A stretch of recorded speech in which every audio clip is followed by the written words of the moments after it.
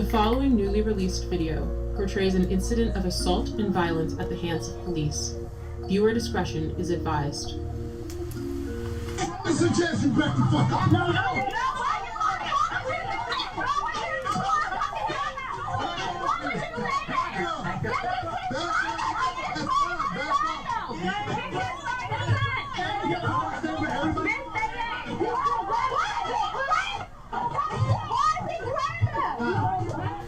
This is Baltimore City Police Officer Jorge Bernardes Ruiz.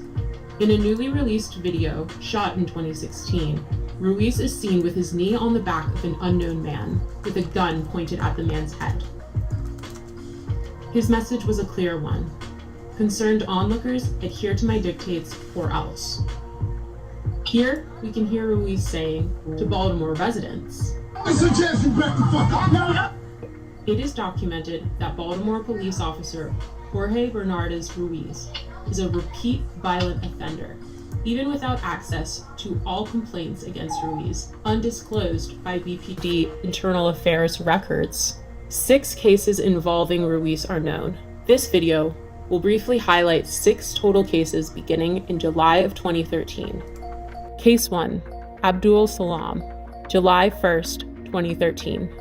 Here Salam is seen victoriously smiling in celebration after the jury found Ruiz and 2 other cops liable for brutality against him. However, because the trial was civil, not criminal, Ruiz was not fired and he did not go to jail. Police profiled me.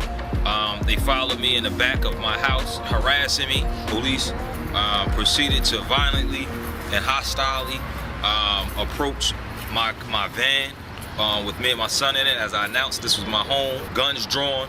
Once they reached my vehicle, they violently pulled me out, ramshacked my vehicle with my 3-year-old son strapped in his car seat, threw me against the gate, slammed me repeatedly. Picked me up by my feet, and while I'm upside down, they proceeded to drop me on my head, hog tie me, and immediately when I fell on my head, Ruiz, in a wrestling type of action, and kind of hit his knee against my neck. I was arrested. I had no idea what I was being arrested for. My son is scarred to this day. He remembers the incident as it happened yesterday. When he talks about it, he always refers to Daddy being on the floor with police yesterday.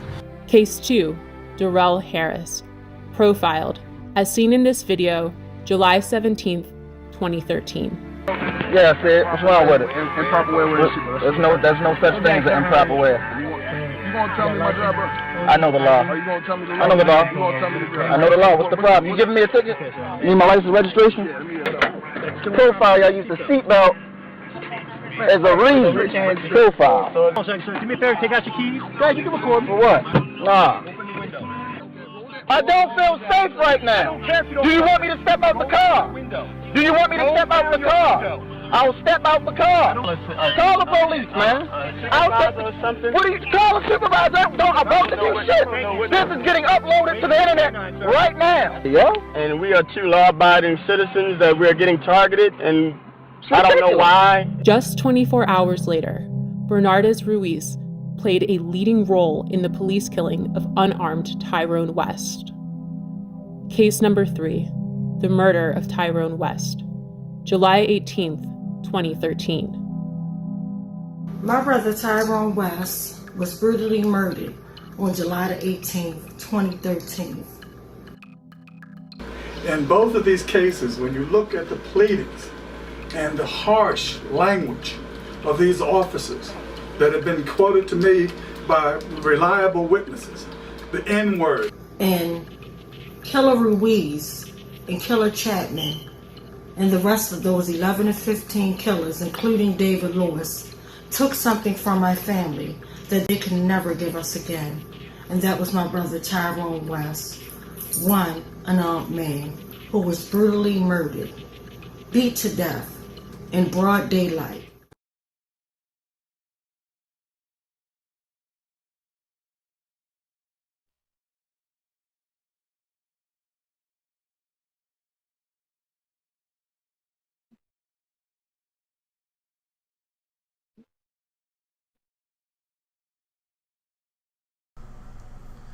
This is a call for justice against the Baltimore City Police Department and for justice for all victims of police brutality. Mic check, mic check. Mic check. Mic check. Check. Mic check. Mic check. Mic check. Mic check. Mic check. Alrighty, well, thank you guys. Thanks everybody. We have a very interesting panel tonight that I'm excited to actually bring the folks that are here to introduce you guys to them, even though I don't like under these circumstances, because even though we always talk about police brutality, because unfortunately that's my lane, that was a lane that I never asked for. My brother Tyrone West was brutally murdered 7 years ago, 2,695 days ago. Literally, I count down every day. And so we've been doing this fight nonstop for 385 weeks. But as we talk about a corrupt and just system, it don't just stop at police brutality. It's on all levels. And unfortunately, tonight, I have a young man who basically life was just literally snapped. Could you imagine being falsely accused and then for a crime that you didn't commit and then charged, and your life is being taken away from you in a blink of an eye, just like that? And it's just really sad, but I'm honored that he is here. But to kind of dive into everything, we're gonna play a 1-minute video. So I want you guys to hold tight as I'm gonna bring our brother Ben back on. He's gonna introduce this video we're about to watch, but I want you to watch it and just stay tuned. You don't want to miss tonight. Mic check. Mic check. Mic check. Mic check. Mic check. Mic check. Check. Mic check.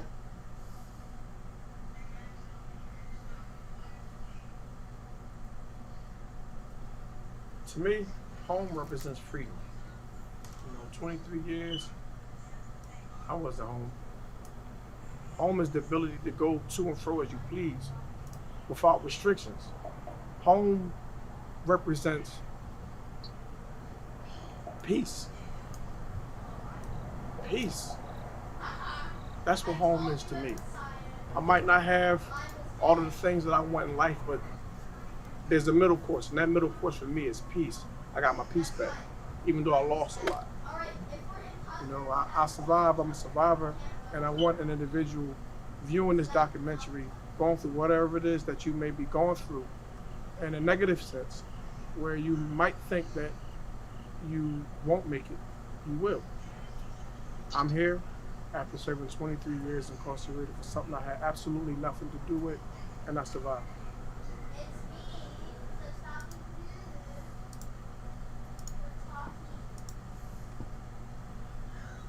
Mic check, mic check.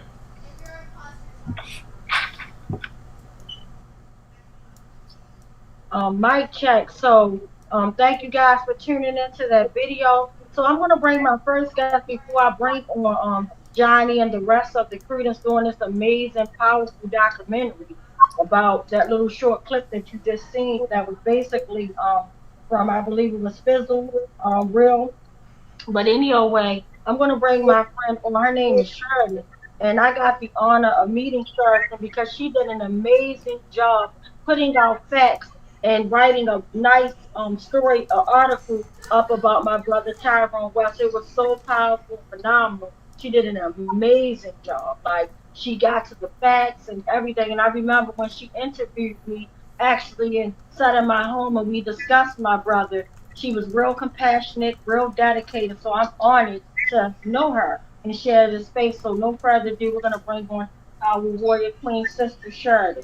Mic check. Mic check. Mic check. Mic check. Mic Mic check. check. Thank you, Tawanda.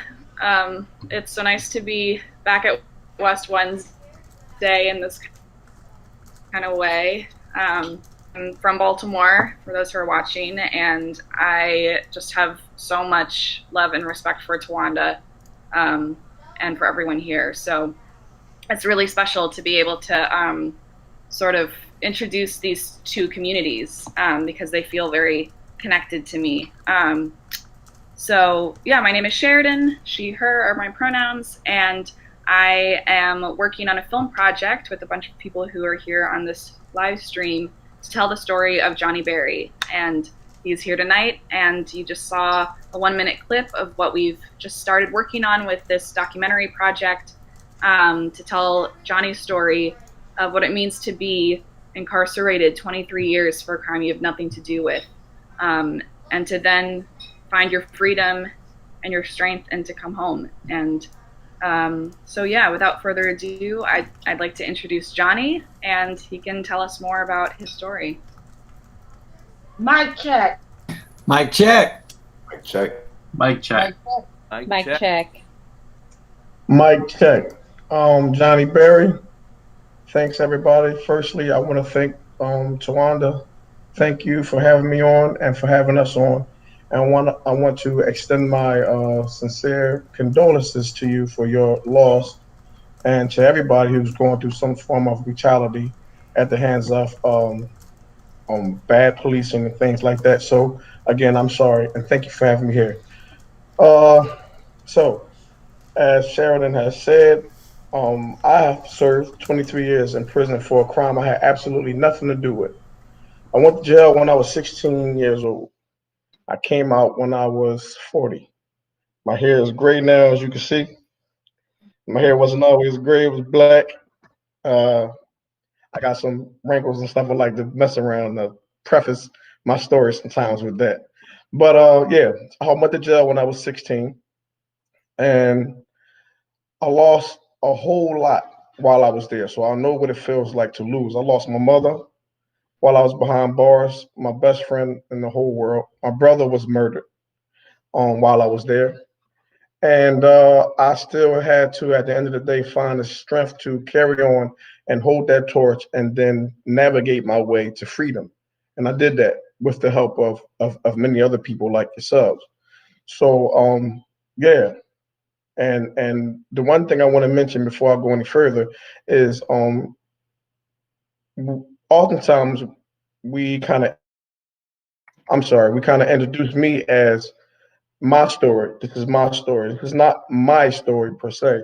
This is the stories. I'm just one of many individuals who have gone through some form of injustice. And this documentary that we're doing, the stories that you tell, the enlightenments that you give to Wanda and to our whole cast and crew for people to see all over, this is the story. And so I'm just the little small piece in this game, man, that we're in, and I'm telling the story, you know? So, yeah.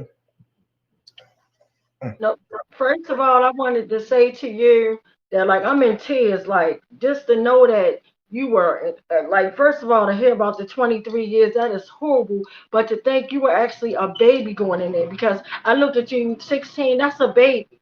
Like, literally a baby. Like, my son, like, I got a teenage son, I got a grown son, I got a teenage daughter and a grown daughter. I couldn't imagine, especially the innocence of my son. And he, you know, he's a teenager and he's big and like statue, but he is like a teddy bear, a big teddy bear, you know, loves playing the game. And I couldn't imagine him being in the wrong place at the wrong time, just snatched away. Like my heart goes completely out to you. And I just so glad that, thank God, you're still young, even though they took your whole damn life away. You know what I mean? But you're still young, and now, thank God, you can actually, you know. And then for me to also think about, you know, it's a young man now named Keith Davis Jr. right here in Baltimore City. He was the first person literally gunned down after we had the riots and whatnot. He was gunned down. He was in the wrong place at the wrong time, literally gunned down, right? He heard somebody say gun, and he took off running.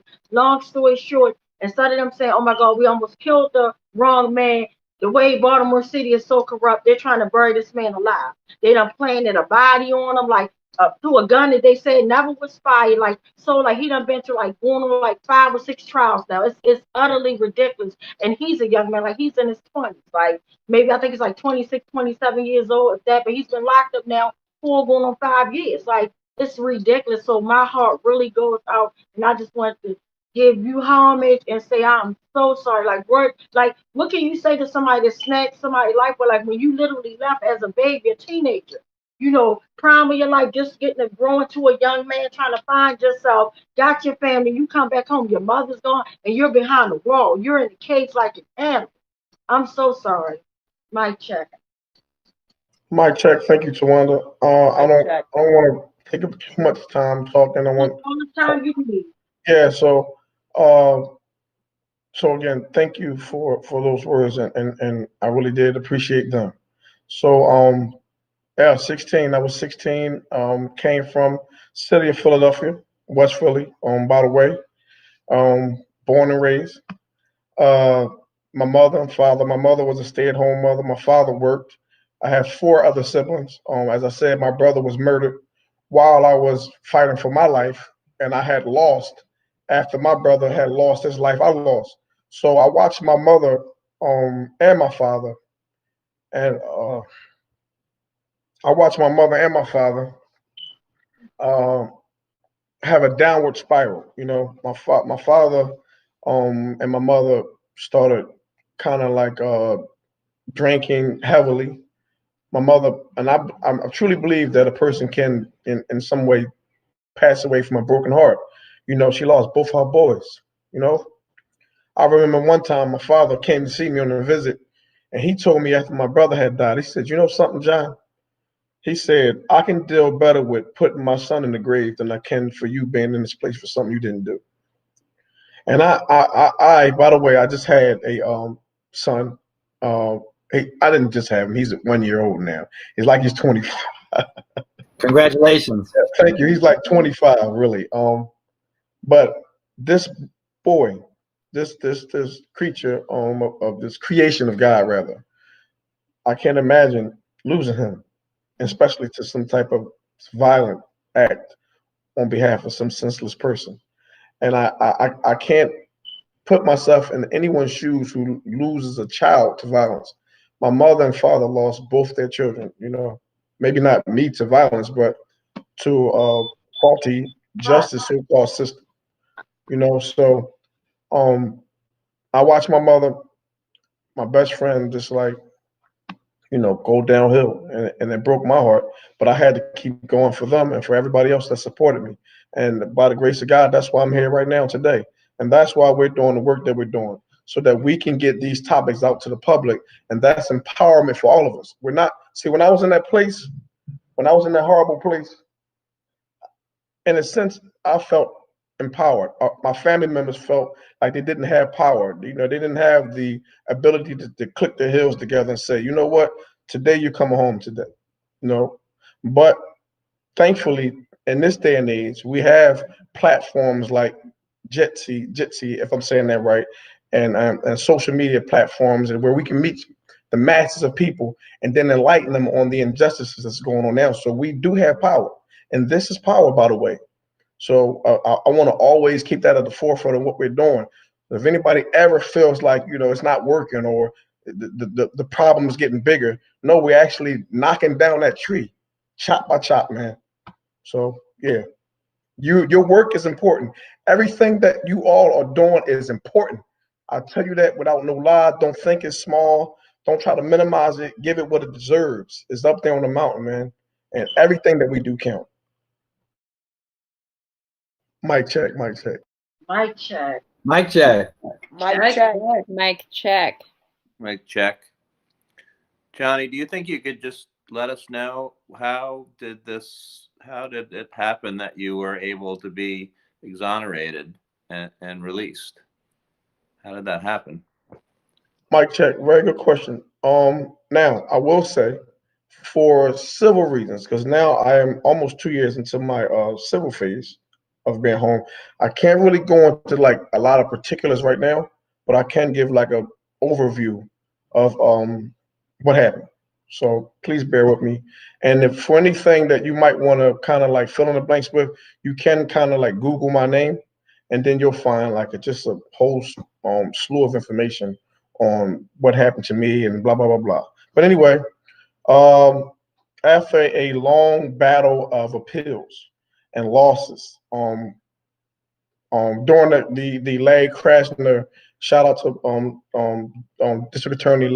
Philadelphia District Attorney Larry Krasner, for the phenomenal work that he does for cases like mine and his administration. Patricia Cummins, amazing woman. I love her to death. So they spearheaded the Conviction Integrity Unit, call it for short the CIU. And basically what this unit does is probably named differently around the country, but the work is the same. What they do is they kind of like comb through these cases of miscarriage of justice and wrongful conviction, and then they kind of like weigh out the evidence and see if there's any validity to the claim of innocence. And after a period of time, they meaning the district attorney's office, that hey, this guy is telling the truth, you know. Took a further investigation into the case. Shout out to Judge Barbara McDermott, Philadelphia Common Pleas Judge Barbara McDermott. She is, I think, oftentimes misunderstood, but she is a very intelligent, very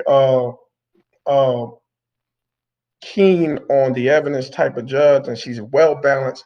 And she saw that I was not supposed to be incarcerated for the crime of murder. And then they worked together alongside of my defense team and came up to the realization that, hey, look, let's work on exoneration for this guy. And it's a team effort. It wasn't just on my part. It was just efforts of many different fronts. So yeah, you know, I hope that kind of answered the question, but I can give a little more if need be. Mic check, mic check. Mic check. Mic check. Mic check. Mic check. Mic check. So can we talk about the documentary, because we have so many other guests on here, and I want them to be able to introduce themselves and tell their roles or whatever they're comfortable with. So could we start, like, if y'all comfortable with like talking about the documentary, because I'm really excited about that. Mic check. Mic check. Mic Mic check. check. Mic check. Mic check. Yeah, absolutely. We should go around introducing ourselves. My name is Taj Roush. I'm the lead editor and one of the co-directors of the pre-production process. I'm going to toss it off to Sheridan. Yeah, so I'm Sheridan, Sheridan Merrick, and I am a story editor. And Zoe? Hi, I'm Zoe, pronouns she or they. I'm originally from Baltimore, Maryland, Philadelphia transplant, and I have been working to produce this project. Can everybody hear me? Mic check. All right, I just want to make sure I have on the button. Mic check. Hey. Love is here, man. My name's Lucky Marvel. I'm also from Philly. I'm a cinematographer and editor on this project, 23 Tale of an Exoneree, and it's great to be here. Like, thank you so much for letting us on. This is awesome.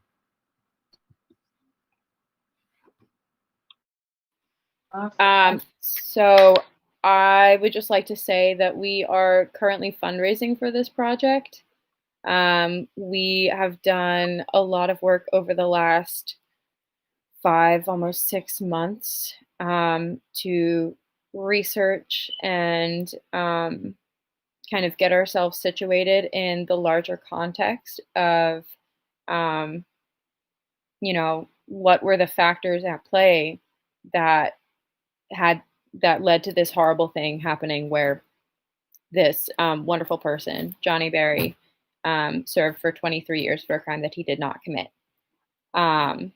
So now we are getting ready to move forward and figure out exactly how we want to tell this story. And we're just very excited to start sharing our work with you. Awesome. So what ways can we help? Like, what ways can we help, and what ways can people contact you guys? Yeah, absolutely. If you look up, just on Google, if you search up 23, The Tale of an Exoneree, you'll get a couple links. And the first one will probably be our website. And the next one followed by that will be our GoFundMe. So, you know, you can also find the GoFundMe directly on on our website if you want to donate to our project. But the first link will tell you everything that you need to know. You'll be able to catch that sizzle reel as well and learn more about some of the folks on this project. Because it's we're the ones able to be present tonight, but there's some others, and we have a really strong, inspirational team that I'm glad to be working with. Thanks for sharing that. Mic check. Mic check. I have a question. Mic check. Mic check. I wanted to ask if the film is going to be focused mainly on this particular story, or is it also going to be about people falsely imprisoned, or is it going to be broader than that and deal with mass incarceration? Can you tell us a little about the plan for the film? Absolutely. So we'll be looking at Johnny as and I think Johnny touched on this subject as well, but Johnny is a symbol for an unfortunately common occurrence. And I think that this documentary is a chance to examine his life and look at exactly how he came to be exonerated and hopefully give hope to other similar cases. But in general, we'll be looking at Johnny's story focally, and towards the later part of the documentary, we'll be looking at like exactly how we can relate his project towards, or his story towards, other like stories. Thank you. Awesome. Brother Ben, is anybody writing any comments or questions that you can see?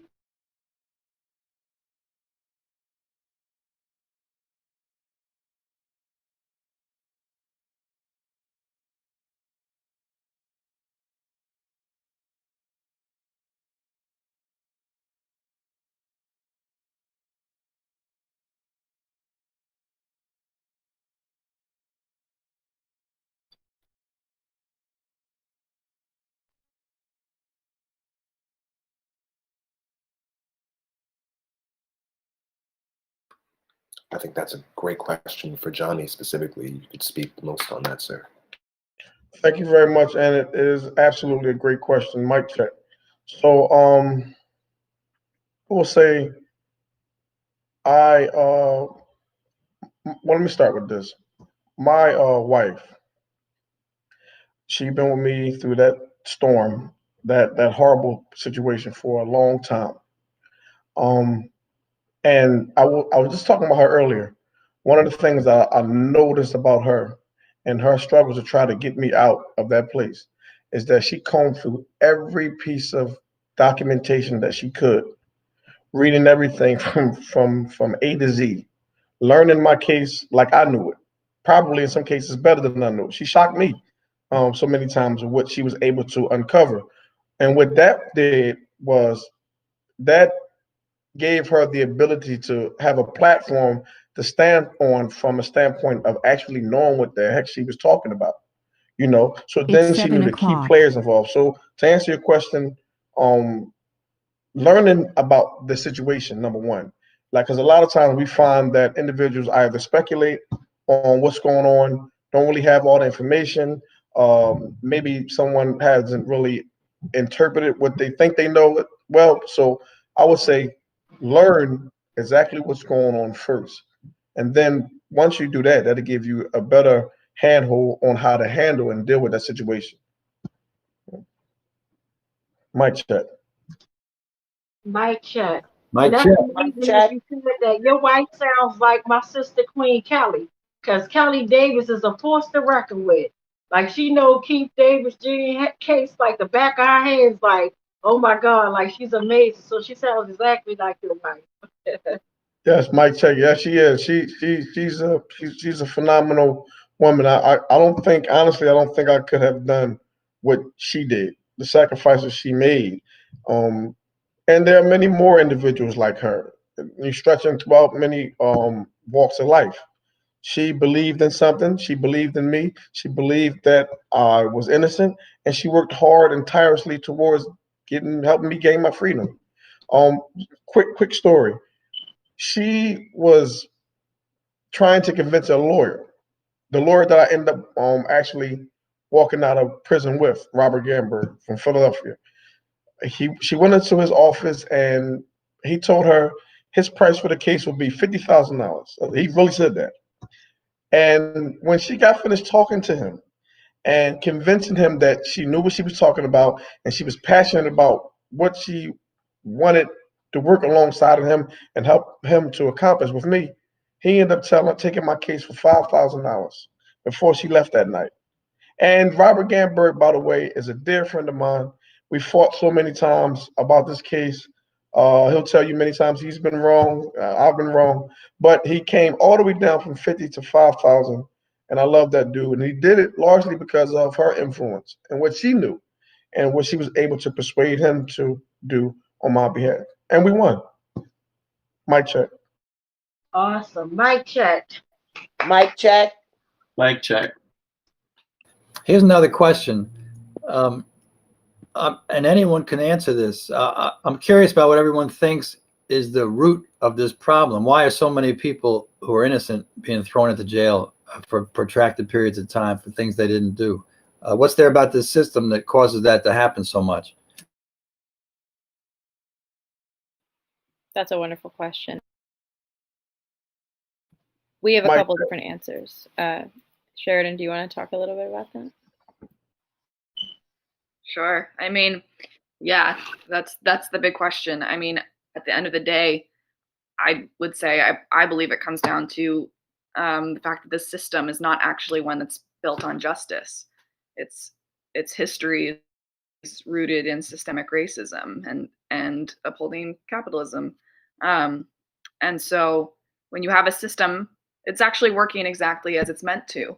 It's not that it's broken. It's working as it was designed to, which is to keep certain people in power and to disenfranchise others. And I think, I mean, obviously, I'm not the expert on this call or anywhere on that. I mean, it's a huge topic that I think hopefully everyone is trying to understand in more detail. But if there's one thing that I've learned over the years and from being part of this community, and the more that we dig in to this particular story and to the texts and the resources to help us put it into context, the more to me that it points to those really large interlocking systemic issues. I don't know if anyone else wants to speak to that, Johnny or Zoe. Oh, I mean, Johnny, do you have something to add? Mic check. I would like to hear what you have to say. Well, I think, mic check. I think there's something really interesting about this specific time period when you entered prison, because around that time you start to hear the word super predator get thrown around a lot. And I think one of the ways that this system works is that it would rather see someone with dark skin go in to the system than actually serve justice. Yeah, the 90s were a really tough time for that.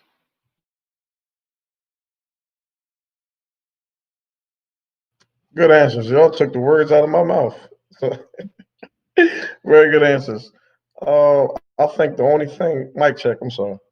The only thing that I would probably add is just, well, in Philadelphia particularly, I can only kind of speak for Philadelphia. You have the homicide division and the detectives divisions. People have been in position for 20, 30, more than 2 decades, same position, same type of draconian traditions going on that they just don't want to change. It's the old buddy system, and it's that underground type of networking that's going on. This things that's been swept under the rug. I just think they need to clean up a lot of the people that's been in play in different areas of the country for so long. If you don't get rid of the people, you can change the rules, you can change the policies, but if you still have the same silly folks in these positions, then you haven't made any change at all because their values are still the same. You can't change their values. It's time. I don't know if I sound silly or not, but it sounds silly to change a policy, but you still have an individual who has his culture has been ingrained in that position for so long. It's kind of counterproductive to me. So weed out some of these bad apples, man. Get them out of there. Like in Philadelphia, they're notorious, and I'm going to say it. They are notorious in the homicide division, the police department. Not all of them, by the way, but there are a chosen few are notorious for injustices and things like that, and they are still holding those seats. And why the heck or hell is that? Why are they still allowed to be in those positions, still allowed to inflict that type of injustices on people? Get them the hell out of there in some way. I don't know. If you want to affect real change, mic check.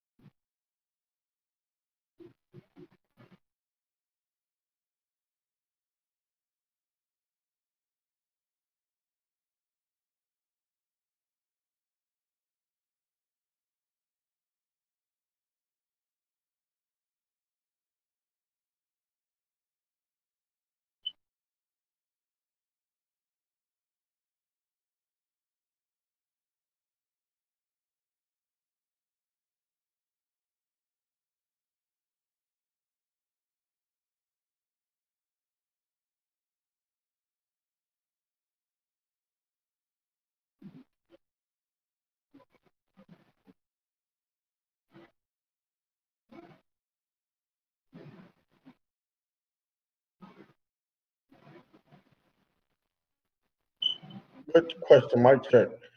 So that takes me to another area and topic of discussion that I don't think we have time for. I'll just touch briefly on it and what my thoughts are regarding the question. Politics, putting people and communities having the ability to vote individuals in and out of office. That's why I'm big on local politics. We focus on national politics. We focus on the importance of that, presidential race and things like that. All these things are important, but local politics to me are just as important, if not even more so, because it affects the very places in which we live. We elect these, whether we know it or not, these judges and these other different people who hold these judicial. I'm sorry. Who hold these positions. So I think it's important for us to be responsible in terms of one, learning about the people we want to hold the seats and hold their end of the bargain and keeping their word in terms of kind of doing the work for the people.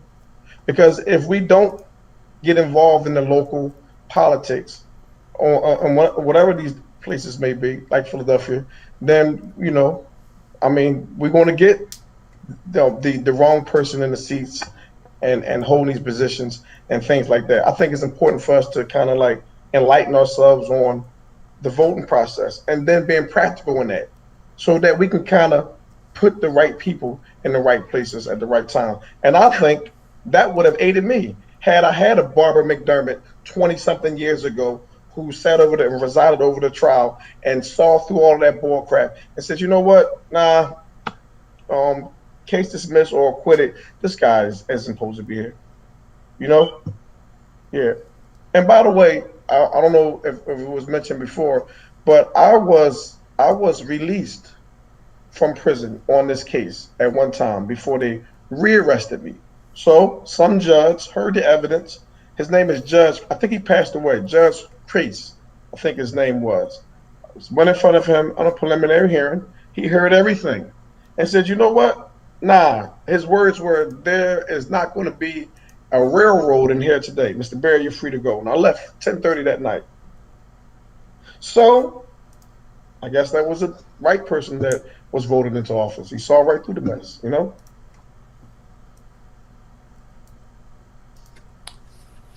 Well, go ahead. I'll be after you. Yeah, I'm sorry to shift gears a little bit, but it just strikes me just from hearing you speak, Johnny, just how composed and how your demeanor and is kind of not what I would necessarily expect. You know, I often say this about Tawanda too. She comes at everything with so much love, which is kind of counterintuitive to somebody who's experienced so much pain and loss.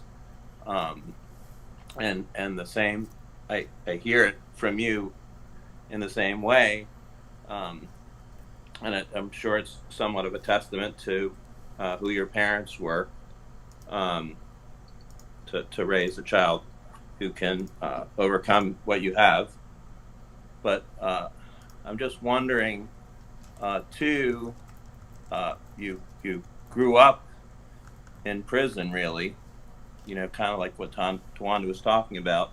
How did that experience, or how did growing up in that way kind of inform who you are today? Like how did that, the person who you are, this amazing person kind of who grew up in that experience, how did that inform the man that you are? Mike, a good question, and thank you. And nice to hear from you this evening.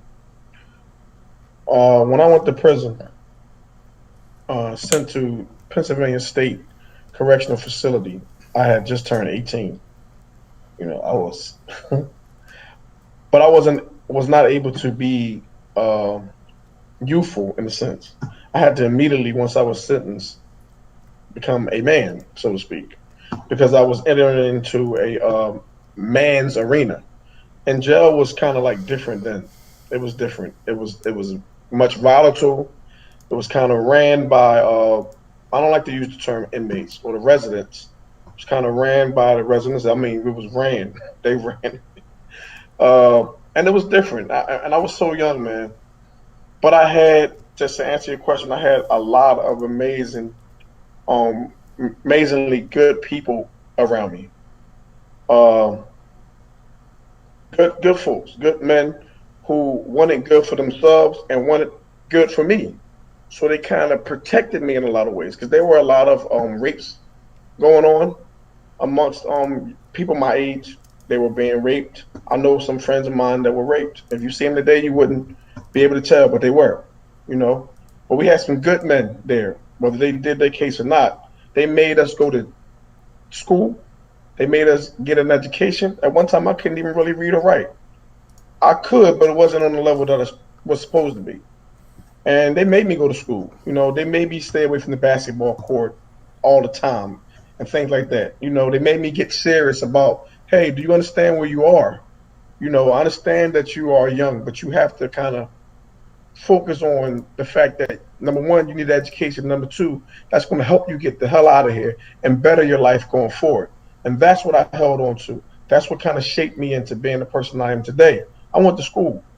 I went to school as best I could. I stayed around people who I felt that were benefit to me.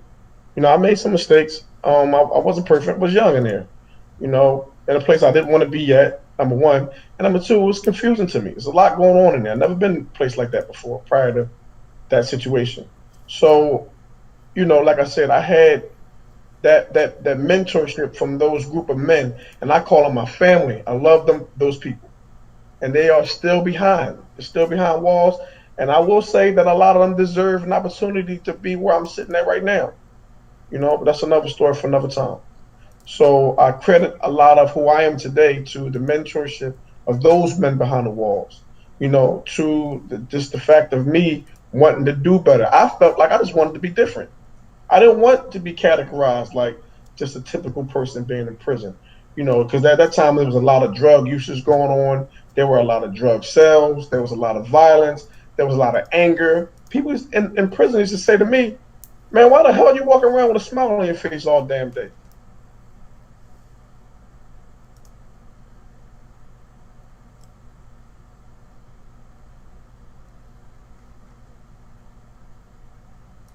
I think we lost Johnny's connection. Johnny, if you can hear me, maybe you could jump off and jump right back on. That might fix it. Or if need be, you could turn off the video and you won't need as much wavelength, what do you call it, bandwidth, excuse me, to run just the sound.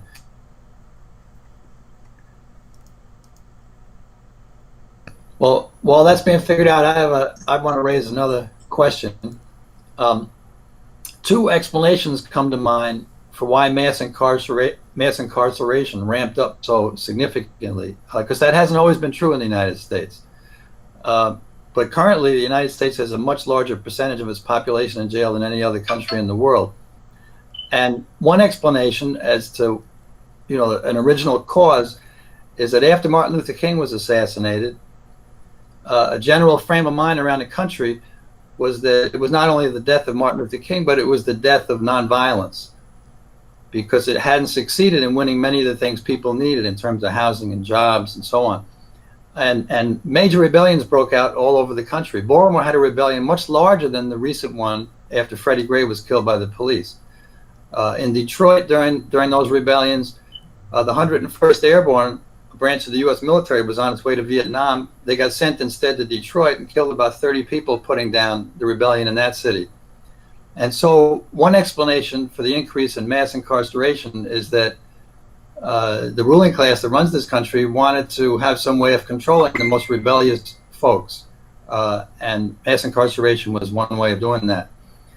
Another explanation is, according to theories of Karl Marx, one of the early communists. He said that in every capitalist economy, you have what's called a reserve army of the unemployed.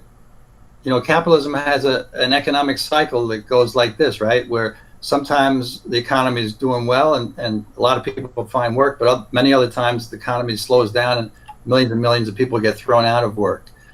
And when you have a lot of unemployment and a lot of people who are desperate and can't provide for themselves and their families, that also is the basis for a certain amount of rebelliousness. So if you take a chunk of the population, this reserve army of the unemployed, they're called that by Marx because they're ready to jump into work when the economy heats up, but for most of the rest of the time, they're out of work.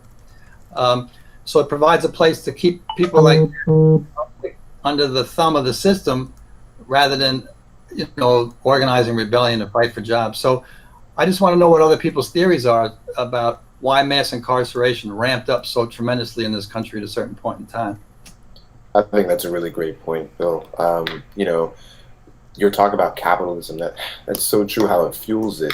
But I think it also goes back to even earlier. You know, this country was built on slave labor, and I think that the system of incarceration that exists now is just another name for modern slavery. And you know, the way that our country works is just excusing the actions of that system of incarceration. And trying to make that prison labor excusable when it's not. It's the same thing as it was. And the legislation that this country is founded on, you know, Ben, you mentioned a couple of bad apples. It feels like a couple good apples and a bad tree is really what we're under right now, you know. And there's a lot to be done about that. I kind of want to piggyback off of what this gentleman just said or whatever. And my thoughts on it is slavery still exists. They just don't call them slaves anymore. They call them criminals.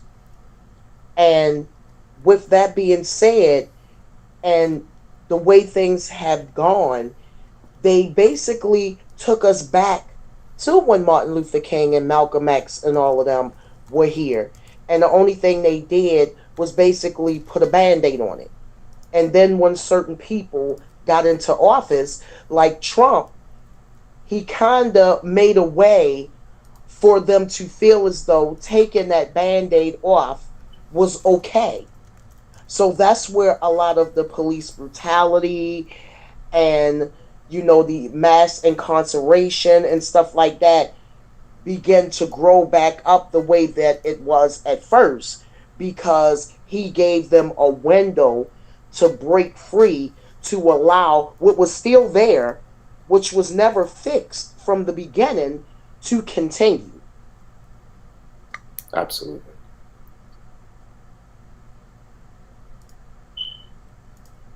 Mike, check. I'm back. I'm sorry. My battery had died. Yay. I failed to connect the charger to the computer. I'm sorry. I'm gonna get you back. I was concerned.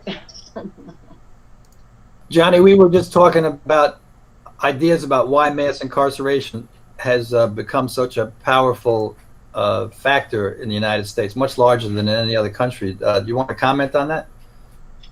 Yeah, Mike, check. Really quickly and simply put, money. Prison industrial complex brings in billions of dollars all around this country, and it's in their interest to enact legislation to incarcerate people for money. You know, Mike check. Mike check. Mike check. Back on that one.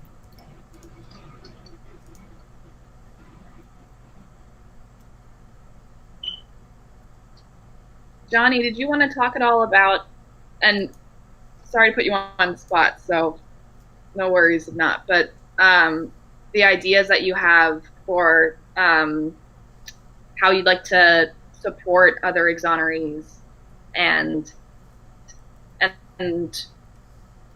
what you think should be changed is, like, especially Pennsylvania, an easier place for those who are exonerated to reintegrate back into society and have resources and support to do so? Mike, yes. So start with the latter portion of your question. So when I came home, if for those of you who do not know, I came home under the United States decision to grant relief to juvenile lifers, or lifers who were juveniles at the time that they were sentenced to life. And so that's how I initially came home. And then at some point I had been exonerated while I was free or released from prison. When I got here, there were literally no resources readily available to me, none. And there still aren't in Pennsylvania. I don't know about other places, but in Pennsylvania there aren't. You would be better served if an individual was on or entered from prison on probation or parole. There's just a whole slew of resources available to you. Whether they work or not, or effective or not, that's another topic. One of the things that I hope to accomplish by starting a foundation to aid individuals who are wrongfully convicted, one, and two, have at some point been exonerated, I want to try to offer some wraparound resources, pulling from the resources that we already have. Like when I came home, even though I came home to a stable home, a comfortable home, and some monies, I had to immediately go to work. And one may say, well, okay, that's what we do in society. We work. That's the responsible thing to do. But I never took a break. I never had a break. I came from one stressor to another stressor. And for me, I would have appreciated a break period, it's a hiatus period, to kind of like get myself back together before I went into the workforce and just kind of like got to know myself. So anyway, what I wanted to do is kind of establish and pull from the resources that we already have. There are already resources for housing, for employment, for medical, for things like that, that I can't get right now, quite frankly. I just can't get because I'm not on probation and parole. I don't have those things available to me. Everything I get is either out of pocket or through my insurance from working or something like that, which is very little. So I wanted to, for the individuals coming forward, I wanted to have something in play to help them be able to receive that support, that help, so they don't have to struggle like I did. in some sense. You know, I also found that mentoring is a key component to an individual's survival and navigating their way out in society today. And I do that all the time. I did that while I was in prison. I stopped a lot of so-called wars and violence that could have gone down in the prisons because people respected me. And we still do the mentoring thing out here right now today. You know, we want to make sure that we have those things in place for exonerees coming forward or going forward. So we're going to try to do all of this, and while at the same time aid organizations like the Innocent Project of Pennsylvania and throughout the United States. We're going to try to aid them in some way of trying to pick these key individuals who shouldn't be in prison and help them hopefully to get here in some way, in whatever way we can. It kind of seems like a whole mountain of things to do, but I think if we take just a few things and do them well, we can kind of reach our goal in a relatively short period of time, provided we got the right people. Mic check. I had another question. Mic check. Mic check. Mic check. As a person who was able to see how the system works on the inside, and I was thinking about, you know, what you said about how the residents were running the facility. There are, while it's not a universal opinion, there are members of the West Coalition who believe that prisons ought to be abolished altogether. That the American prison system doesn't do anything to actually rehabilitate people, and that it is just a holding place that mostly gets people more experience with doing crime. What is your perspective on prison abolition? What do you think about the idea?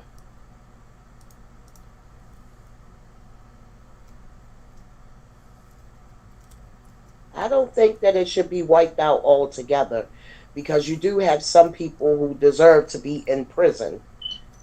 But I do think that a lot of changes need to be made to the prison system, and it needs to be made by people that may have experienced it. I think it should be, the decisions should be made by people who are more understanding and more feeling towards getting to the truth about who is innocent and who is guilty. That's how I feel as though that it should be handled with care, so to speak, because everybody that's in prison isn't guilty, and everybody that's out of prison isn't innocent. Mike check. Very, very good perspective. Very good perspective from my standpoint. Anyway, if I can kind of just add to that a little bit, she basically said it.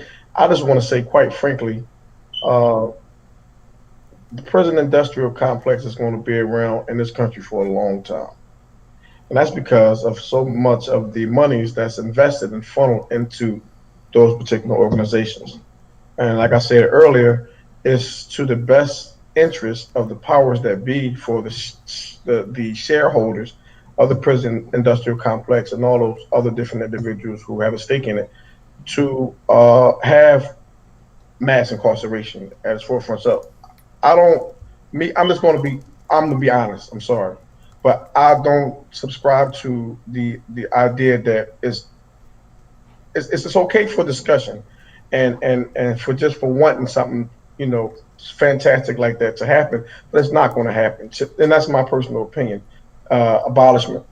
We need reform. We need to get some people out of there in those particular seats, like we said earlier, in different areas of the system. We need to get some of these people the hell out of here. We need to understand about and partake in the voting process. We need to have a personal relationship, if we could, with our politicians. We need for them to understand that we do have the power to vote you in and out of office, you know, and we need to hone in on that collective ability to do that and really get serious about that. The prison industrial complex is about money, and when you have money, no one wants to take the money off the table. Who are the money? Money are the individuals who are funneled into the system and warehoused like cattle.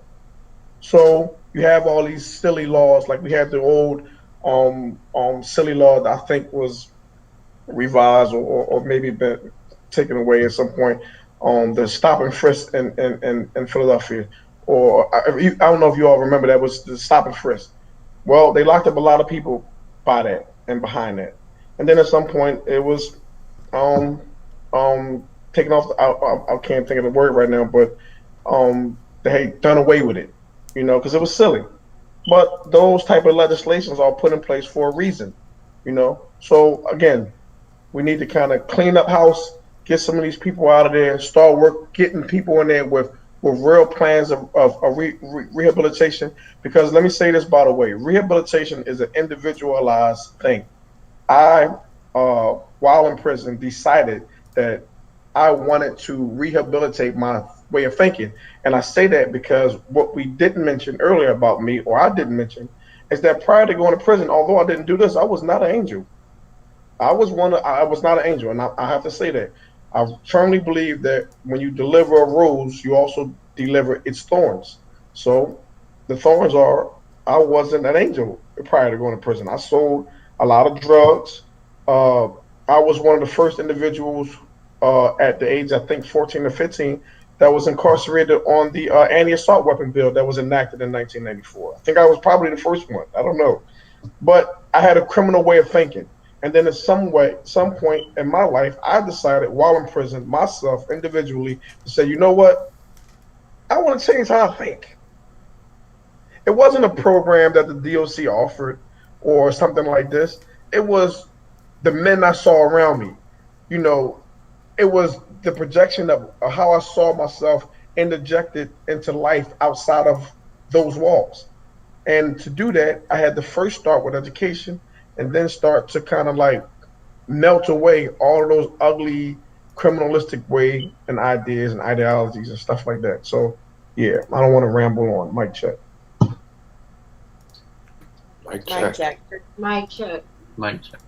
So I have a question. Sheridan, I didn't realize that was you at the beginning. I thought it was some other Sheridan. So it's very nice to have you back at West Wednesday. And I wanted to ask you how you and Johnny met and how you decided you wanted to work on this film and how that project got started. Yeah, thanks. Good to see you. Yeah, so how did this all come together? I mean, Zoe was the person who kind of tapped me for this. Honestly, largely because I think she first just reached out to me because she said, hey, I know you know a lot about Keith Davis Jr.'s case. I feel like these things are connected. And just from there, I kind of ended up joining the team. And it's a lot of Chuck, who's someone who isn't with us here this evening, but is one of our producers, is a professor at the University of the Arts, which is also where I and several, actually, I think all of us actually who are on the call right now are all UArts alum. And so, yeah, it's just one of those things. But it definitely, as soon as Zoe was telling me about Johnny's story, I mean, it's as Johnny said, it is a story much larger than one person, and it's one that we hear in different ways over and over again, and yet at the same time not enough. Like, we don't talk about it enough in the right ways. We don't really reckon with it. So yeah, and especially after meeting Johnny, it's just such an incredible person, and I'm just really thrilled to be involved in this project, and it seems like one that I think is really worthwhile. So yeah, that's the story, I guess. Thank you. Mm-hmm. Mic check. Mic Mic check. check. Mic check. Mic check. Mic check. So do we have any questions or comments from anybody else? Yeah, I just hey, want to say thank you again. Oh. I'm sorry. Okay, cool. Well, I just wanted to thank you all so much for coming out. Because, yeah, the parallels immediately struck me as well.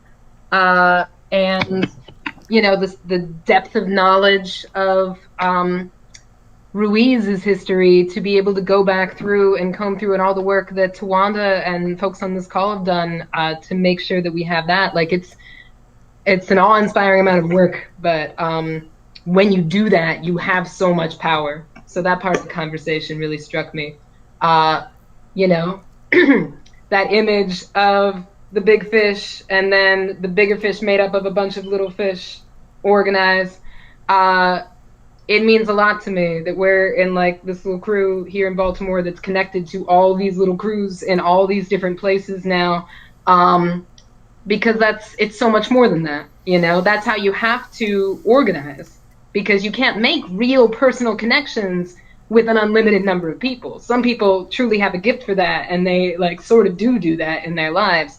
But yeah, just the community that's here to connect with the community in Philly. And Sheridan, you and I had connected before. It was really important to me to come up on election day and just help watch the polls in Philly, and I appreciated being connected into that through you. And yeah, Johnny, thank you for sharing your story with us, and to, you know, all the video crew, thank you for helping to elevate it and make it, you know, visible to people. And the profound, moving narrative, you know, to give it a frame bigger than, you know, the phone or the computer screen or the corner, you know, where we would normally be if it wasn't COVID. So yeah, I'm just really inspired and really glad to be here and really thankful for you all, and that's what I wanted to say. Thank you. Thank you, Abby. Thank you. Thank you, Abby. Thank you, Abby. Mic check. Mike. check. Mike check. Yeah, I just wanted to say thank you again to Wanda. Thank you, everyone, West Wednesday, for having us and sharing your community with us. It's really special. And that our website, again, is 23documentary.com. You can subscribe for updates. We would love to grow our community and bring you along with us, and connect with all of you individually, and yeah, continue to bring you along for the ride. Thank you. I feel appreciated. We all community. Like we all hit to me. I say this is like a family that I don't wish anyone into, but unfortunately, the way this system is, you know, we all we got, like my brother Boom always says, we all we need. So have fun. Mic check. Mic check. Mic check. Mic check. Mic check. Mic check. Mic check. I would, oh, go ahead. I'm sorry. I would just like to just say, for those who don't know me, I'm Nicole Pettiford. I am the daughter-in-law to Anthony Anderson, who was killed by the Baltimore City Police Department in 2012. And then 2 weeks later, my daughter, that was 16 years old, Ajay Harat, was killed as well. She was murdered. So I've been on both sides of the fence as far as the violence. The police beat my father-in-law to death, and then they set my 16-year-old daughter up by taking her down to question her about a murder that she really didn't know about. And then she had got targeted as a snitch. And then they killed my daughter. They shot her in her head. And she was only 16 years old. And me and Tawanda, we was talking yesterday, and she thought that that was the only child that I had. I have my own football team. I have my own basketball team, because all my kids together, I would have 18 children. But I have 10 that's like walking around, and, you know, my oldest son is 38 years old. Wow. And my kids are like really heavy into the music and stuff, and I am too. I guess they get their music inspiration from me. And the song tonight that Tawanda is going to play later on when all of this is over with was written and produced by my son. He owns his own record label called Ya Records, and he's currently in Seattle, Washington. and we've done some work together on music. And he's coming here to Baltimore by next summer, hopefully with the grace of God, and this COVID is over with. And we're going to do some more music together, and we're going to get together and make a video. So I hope everybody looks out for that video. And, you know, I'm just glad that we all are here, just like my sister, Queen Tawanda, say, you know, we all are family. Unfortunately, we had to be family this way, but we are family. We do love each other. You know, we are in each other's lives for one reason or another. And anytime anybody need me to talk to me, to lean on me, they want to hear me sing, Tawanda know how to get in contact with me, and she can give you my information, and you can call me at any time because I love to run my mouth, as you can see. Mic check. Mic check. No, I'm glad you actually introduced yourself, because I swear I was just going to introduce you. That's why I was trying to see if anybody else had any more thoughts or whatever. Because I'm like, you know, my beautiful queen. And by the way, you looking extra fly tonight. I just want to throw that out there. So I'm Zach, still blown. Like, you do not have a 38-year-old. No way. Yes, yes, I do. I had to talk to Hillary about that last night. I had to consult with my Hillary. I ain't gonna lie, like my mind was blown. But yeah. So before we all move on, because we always have a sad list of homicides here, I want to know from any of our special guests, and first of all, I want to thank each and every last one of you, and definitely a big shout out to you, Johnny. Like, you changed my life, because we know that unfortunately you're not the only Johnny that's going to go in there. Who's the next Johnny that's going to be falsely accused and just thrown away, you know, or just mistreated, just like our lives don't matter? And to me, like I always say, no matter what, like my lane is police brutality. Nicole, unfortunately, is stuck in like 2 lanes, police brutality and, you know, street crimes, you know, and things like that, community crimes, or whatever you want to call it. But at the end of the day, this is all our fight. And as Shorty said, this is our struggle, right? We're all in this together. Like, I call it the highway of hell. It doesn't matter which lane you take. You know, your issue may be homicide, your issue may be homeless, your issue may be police brutality, but guess what? It's connected to the highway of hell, which is this system. And it's doing exactly what it's designed to do. It's designed to wipe us all out. And we basically, to me, are supposed to be a bunch of frogs in a pot, just boiling over, just dying slowly instead of just jumping out. Just because they adjust the temperature to make us feel comfortable, we're just supposed to stay in there and die. Just like now with this pandemic that's happening. So many people are dying. I heard yesterday like 50 more people died, you know, through COVID. Like, it's real. And they're just like, oh, well, go back to work. Just go on. And that's why I know a lot of people are mad at our new mayor now, or because he's closing down stuff. But I give him a shout out for that, because COVID is real.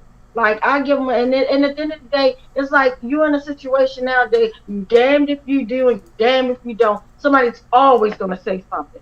Like, literally, I give them a big shout out just for even putting my brother mask on and going publicly with it, sharing it with me, for me to share. Like, I'm not expecting him or anyone, let's be clear, to do a goddamn thing for my family, because we done been disappointed, let down. But what I am expecting is to carry my brother's name on, and one day somebody will listen and we'll get the accountability that we need. It's not about none of that. Like, I wasn't pushing politics or any of that. I was pushing the fact that I love him just for taking that stance, because I remember being around the old mayor before, Catherine Pugh, when she met me and my family at a West Wing. He came, stood, advertised, talking about she was going to give everybody $15 wages. She was going to get my brother's case, reopen, all this foolishness. But as soon as she got in office, she didn't know who the hell Tyrone West was. And she's like, and when my brother JC asked her, do you know the sister Queen Tawanda? I don't even know her. She didn't know any, like, amnesia. She didn't, so I'm used to it. Like, I'm not expecting anything. I'm not expecting nothing. But at the end of the day, if somebody just show an inch of gratitude towards what we're doing, this intentional fight, this purposeful fight, that we're fighting for accountability, not just for my big brother, but for all the victims, for all the Johnnies in the world, for everybody, because I know how it feels to, you know, have somebody like a teenager just be put away. And speaking of a teenager, when my brother was murdered, my heart goes out to all his children, from his youngest to his older one. But his youngest had the hardest time. He was only 16 years old, going on 17, when his father was murdered. And for him to be the last person to talk to his dad, he went blaming himself. And he got locked up, and they tried to throw him away like he killed somebody. He ain't do a damn thing because a goddamn weapon got fired. A goddamn weapon got fired. They threw my nephew away. And had it not been for the grace of God keeping him pulling, and my family being in support of my nephew, who knows where he would have been. Like, just thrown away. He never in his life been in trouble, never been in jail. They just threw him away. But these damn killer cops are still walking the goddamn beat. Are you freaking kidding me? So I don't want to hear about, the few apples. No, I feel sorry for the few good ones that we still have, if we have it. Let's be clear. I'm sorry to ramble on, but this was a real hurtful show tonight. Like, I could smile and stuff, but I didn't cry like the whole entire time while Johnny was talking. I was crying. I was crying because you talking about another man. And then when he said, the part that was really profound to me was when he was saying, yeah, I used to, have a criminal mindset. But and it said that we are kind of blame ourselves for things that we're subject to, and to me, I remember, and it was Mr. Hillenbeck that said, if you educate people, crime would drop. Like, crime would completely drop. Education is the key. So had they would have just educated him, his whole mind frame would have been different. Maybe that's what he's saying, that we saying all these rappers and thugs and every, all kind of stuff, all types of foolishness. I ain't gonna say thugs, I'm sorry. I just got caught up in most. They look at us like we're thugs, but they see all of our people that are doing good things. We express ourselves through music and sometimes through gun violence and just few things, just creative minds. But people that don't understand that run wild with that. And sometimes, a lot of personal kids don't have a mommy or a father right there to kind of guide them the right way and say, hold up, baby, you don't want to go out here and shoot nobody, type of thing. Could easily get caught up. No one's person. I don't care, even if you come from a working family, whatever kind of family, anybody can make the wrong choice at a split second and your damn life be over with. So let's be clear, nobody's freaking perfect. And I just wanted to say that. I love you guys, but I hate to throw it out there. So Johnny, don't ever blame yourself for anything. Blame this goddamn corrupt system. I'm not even saying that you were blaming yourself, but I just felt like, because everybody has a criminal mindset every now and then. Sometimes when I see everything that's going on in the news, how can I not have a criminal mindset? And then I'm a professional, I'm an educator, but it's just so much going on, and it's easy. It's very easy, but it's very intentional for our children to follow that God way, that hid way that they want us to go to. They lead us to go down this road to hell, the highway to hell. And when we get down there, it's throw the book at them. When we get down there, police don't know, they need more training, but yet they want killer cops to account. They want terrorists that murder cops or whatever. They murder people to accountability with no problem. Give them a cheeseburger, a bulletproof vest, sit down there and talk to them. I'm over the foolishness. Literally a situation I went with my daughter, being a ticket. I filed a complaint. No one never called me back. But the parental order, they called my daughter back. Really? You gonna skip over me? Just like when I was involved in the accident, I felt like somebody tried to kill me, that was stalking me for weeks. I kept telling y'all about a silver car stolen. I always feel like media saves my life. So every time when people think I'm going crazy or she just acts the part, I don't give a damn what you think about me. I know who I am. Okay, so let's be clear. I could care less about whatever opinion you have of me. I'm not here for the opinions. I'm not here for any of that foolishness. I don't care. I know who I am. But I put it out there to let you guys know it's real. It's real when you try to fight for accountability. But long story short, I couldn't even get a police report that I paid for, that I waited weeks for. They sent me a whole different police report saying that this lady, who I kept telling everybody on my Facebook, this lady was riding down the street with her hands well in the air, with her legs wrapped around the wheel, and she almost hit me, and it's like she couldn't do it, and she turned and she crashed into my car that was parked. Literally a damn cupcake saved my life. People's like, you gotta show them, you making it too much, blah blah, thinking I'm crazy. But meanwhile, none of the foolishness about that was in my report. But Uncle Bill, a white man, white Uncle Bill, could actually walk up into Northeast District and they hand him the real. Like, you kidding me? So I'm over the foolishness.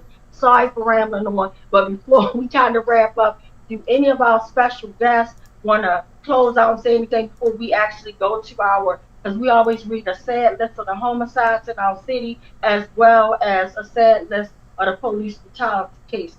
So do anybody want to say anything or share before we wrap up? Mic check. You know, I just wanted to say real quick, mic check, and thank you for that one. And I'm so sorry, you know, about all the things going on with your family and with your family, Nicole. It's, you know, it's disgusting, and there's no word. But yeah, I was just thinking about lanes and systems and how you're saying it's a trap, you know, for the few, or you feel sorry for the few good apples. And I was thinking about a very dear friend of mine, you know, who came from a military family, joined the Marines at 18. You know, he gets out right before he's actually ever seen any war, and he's like, what'll I do with my life? I don't know. Maybe I'll become a police officer here in Baltimore. This is where I'm at, because police officers are good. You know, because he didn't know any better. You know, because he went in as a kid and, like, trained real hard to fight imaginary bad guys, you know, that he never actually fought. And so he believed deeply in the system, and he almost became a Baltimore police officer. And when you do that here in Baltimore City, you end up with the choice to, you know, kill your soul and either stay silent or participate in the violence, but at the very least stay silent, or get chased out and have threats on your own life or die, like Detective Sean Suter. So yeah, I just wanted to address that part, because I am so grateful that he was like, maybe I'll work on computers instead, you know? And now he's got the perspective to be like, oh, it was all about money, all about oil. Because it's the same thing, you know? It's all about money in the end. And to know that you would never want to be a Baltimore police officer. But I've said it now. Mic check. Mic check. Thank you. Mic check. Mic check. And also, real quick, I wanted to give a big shout out to Darrell. I met him through Gretchen, and this young man, he was accused of a crime that he didn't even do. And literally, they kept offering him plea deal after plea deal. And I think he sat in jail for only 8 months to 9 months or whatever. And he's like, I'm not going to cop a plea. Like, he could have easily been like, oh, well, you know, I'll take probation. And he didn't cop, but I'm just glad that they got it right in his case. But the craziest part, they went through all these different trials and things where he would turn it down time and stuff like that, you know, court days. But meanwhile, when they let him free and say, you know what, we're going to just let this go, we're going to drop all the charges type of thing. And his family was waiting. His mom, and I'll never forget, this was right before Thanksgiving, his beautiful mother was sitting there waiting because she didn't understand the procedure at all. All she knew, and Gretchen had to break it down like, oh, Darrell, they're going to let Darrell go. And she's like, yay, clap and wave. They didn't even let him come out the bullpen area. I hope I'm saying that right. But he was in a holding area in the courtroom, but they would not even bring him out to bring him up there to say that you are free of these charges. And then they kept him in there a whole 48 hours after. So this system is dirty to the core. So I just wanted to give my brother a shout out. All right, mic check. Mic check. Mic check. Mic check.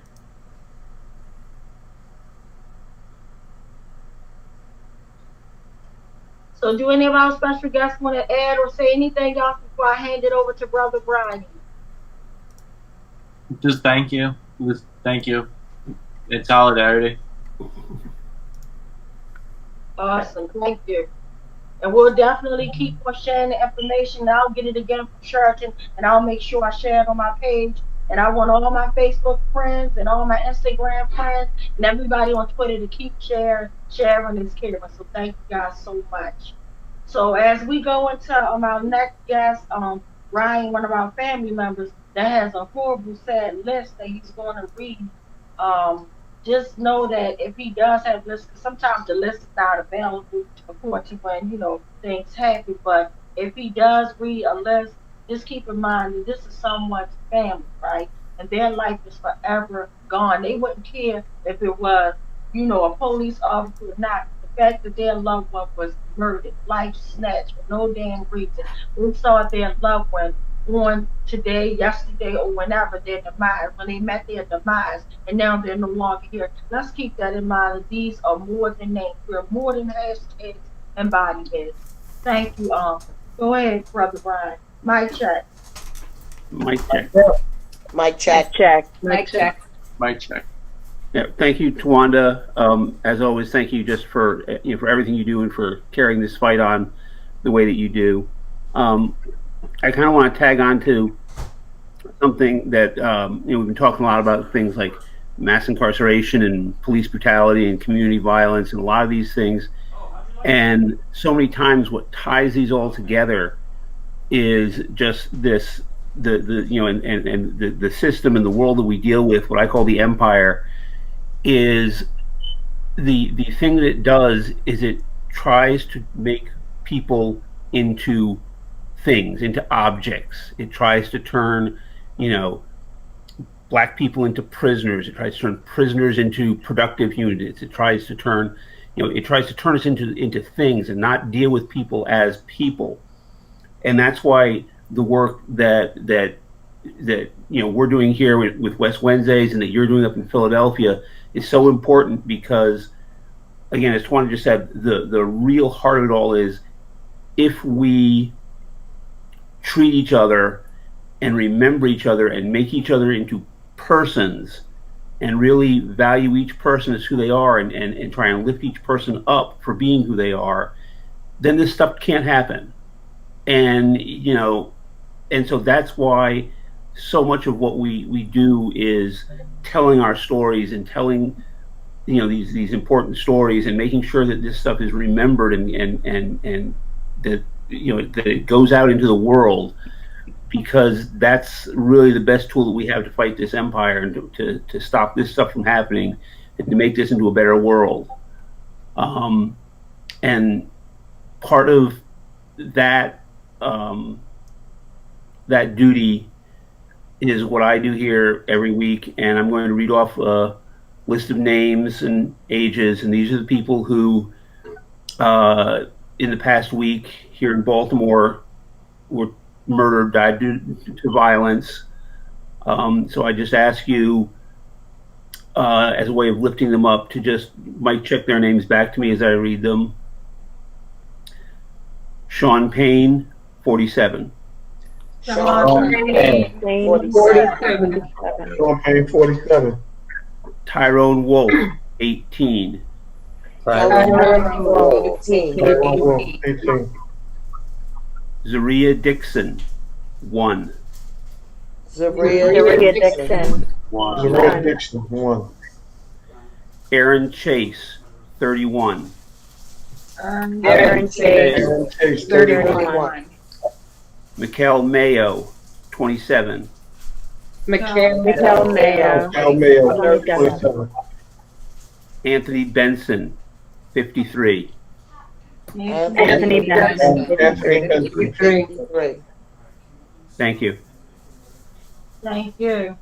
And again, my heart is really sad and broke. I heard like any name, but actually a 1-year-old baby on there, it's just like really sad. So my heart goes out. It's last 8 weekend, o'clock. my sister here, she did a phenomenal prayer for all the families after Brian read that horrible lesson. My heart goes completely out. I know everybody on here is not like in the church and things like that, but as for me, I'm in the church and I will be praying. I will be praying for these families, because we're more than hashtags and body bags. We're more than all this stuff. We're more than them reading out, oh, we had 300 plus homicides at the end of this year. Like, we're more than that. We are more than that. Our lives do matter, and I'm so sorry. My heart goes out. And then it's even like, it doesn't matter if it's near the holidays or whatever day, whenever your loved one's murdered, that's when your new life begins. Like, literally. So I pray that these families seek counseling, seek professional help, like, because you're gonna definitely need it. And I pray that that black cloud uplift from over top of you guys. I'm so sorry. Mic check. Mic check.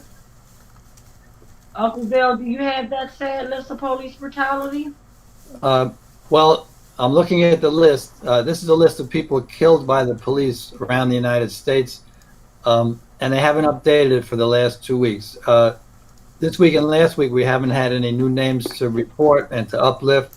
The week before that, when they had added a recent period of time, we read 41 names of people killed by police in recent weeks around the United States. I do want to mention that all through the Obama years and the Trump years, the police have killed about 1,100 people a year. It's been fairly consistent, which works out to about 3 a day. And that actually doesn't even really represent the enormity of the picture, because there are many, many more that get brutalized but survive. And that number is a much, much larger number. It's about 150,000 people a day, or about once every 4 minutes that someone's brutalized by police. So I don't have any new names to report and uplift. I assume they'll update the list, and we'll be able to do that sometime soon. But I do want to respond just for a moment to comments by Nicole and Johnny about the prison system. And Nicole said she thinks some people need to be in there. I do think that the cops that killed Tyrone West and have killed many others should be in jail. I agree on that. And Johnny said he doesn't think we're ever going to get rid of the prison industrial complex. So I just wanted to present an alternative view of this. I think when we get rid of capitalism and have a decent world where we care about each other and we have full employment and we don't have educational genocide like the Baltimore City schools are now, where we have a decent world that really takes care of each other, I think the need for criminality will largely disappear. And most of the need for imprisonment will largely disappear. I think back to the Great Depression, when tens of millions of people were suddenly thrown out of work and on bread lines and starving, but there was no unemployment in the Soviet Union, because when you build a system that's not based on capitalism and those dynamics, you can accomplish phenomenal things. So I'm very hopeful. It won't be right away.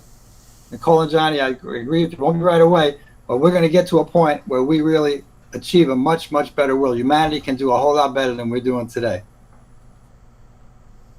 Mic check, thank you. Amen to that. Mic check. Thank you, Uncle Bill. Mic check. Well, all right. So, Brother Ben, would you like to share something before I make the last closing comments and get our sister Queen Son to close us out with his powerful song? And he reminds me of Tupac Shakur. He's phenomenal. Sure thing. I'll go ahead and start Would up you like that song. Okay, wait a minute, Uncle Ben. Before you start on the song, I just wanted to say something real fast. Go ahead. So, yeah. So again, I want to thank everybody, each and every last one of our guests. Just thank you guys so much, and I'm just praying for our city. I'm praying for Lottie Dottie and everybody. I'm praying that we can come together and realize that it's one cause, one fight, one purpose, and just fight together. Until we do that, that's when we will win. But I just want to let you guys know, love up on your loved ones. Like, love up. The time is now to love up on them. Like, love up on them. Like, even if you're going through something, never get to that point that you get complacent. Your love gets complacent, that you don't want to say I love you. Like, even if you're mad, even if you gotta say angry, I love you. Just make sure you let people know you love them, because the day is not promised. This is the day that we have never seen before. Unfortunately, it's the day that we will never ever see again. So make every day count. Be kind, be nice, and just do wonderful things. And I just want to thank again Johnny, Sheraton, and each and every last one of you guys. Thank you so much. You guys were a true blessing tonight, and I want everybody to realize that, yeah, we're doing this. We're inside and we're online doing this, but at the same time, while we're doing this, there's who else is doing it to this prison system, right? That's falsely being accused. That's what I want y'all to leave with. Even though Johnny's sitting there, and to me, he's a true product of God, because only by the grace of God that he can survive something like that and still be powerful and give us love and kindness. But let's keep in mind that some families are not strong enough to go or endure what he has went through. So let's keep praying and keep our eyes open. And if you're ever a juror, like if you're ever a juror, and I have been on a jury before, where as though you get jury duty, I hear everybody, it's like, I could say it's 90% of the jurors that don't want to be there. They're like, they're not impressed by the $15. If you get the $15, if you're in the city, I don't know how it works in the county, but if you're in the city, they give you the $15. But they're like, some people are like, I don't want to be here. And I done heard people say, oh, somebody ain't going to jail today. And I'm like, no, That is cool, but that's the way we think. But you got to get out that mind frame. You can let somebody innocent go to jail, and guess what? It's them today, but it could be you tomorrow. It could be your loved one. Karma is something else. So keep in mind, treat people the way you want to be treated. So, Sister Queen Nicole, can you tell us your son's name and tell us the name of the song, and I'll let you close us out, and then Brother Ben will bring on that video. I love you guys. Live to love to live, love to all. Nicole, it's all yours. Mic check. Mic check. Mic check. My son's government name is Deontay Jones, but he goes by the name of Taz Jones. That is his stage name. And the name of the song is Fit the Description. And he came out with this song once he started seeing things go the way that they was going. And fortunately, with some of the experiences that he has had with the police, it never ended up bad, whereas though he ended up incarcerated or beat up or anything like that. But he said, Mommy, I want to give back to the community in a different way. And I want people to understand that just because we look a certain way, we dress a certain way, we talk a certain way, does not mean that we are that way. And I said, I understand. So he wrote this song. He let me hear the song. And I told him, yeah, it's a wonderful song. So I asked him, I said, well, can I, share your song on one of my West Wednesday meetings that I go to with Tawanda Jones, I'm sorry. And he said, sure. So I just want y'all to listen, and hopefully you can understand where he coming from with the song, and hopefully you enjoy it. Thanks, Nicole.